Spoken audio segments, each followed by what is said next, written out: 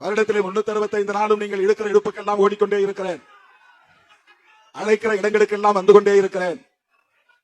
எனக்கென்று தனியே எந்த நேரமும் இல்லை, தனிமை இல்லை. இந்த முறை நான் என்னுடைய சின்னம்மாவின் உடல் நலம் கவலைக்கிடமாக இருக்கிற சூழலில் எந்த நேரத்திலும் எதுவும் நடக்கலாம் என்கிற ஆபத்தான நிலையில் நான் எப்படி வெளியே வர முடியும்? அவரோடு நான் இருக்க வேண்டியிருக்கிறது என்று நான் தழுதழுத்த குரலில் அவரிடத்தில் சொன்னேன். ஆனாலும் சில நிமிடங்கள் கழித்து என் மனம் ஒப்பவில்லை. நீண்ட இடைவெளிக்கு பிறகு அரூரிலே பொதுக்கூட்டம். மிகுந்த எதிர்பார்ப்போடு நீங்கள் எல்லாம் அணிதிரண்டு வருவீர்கள்.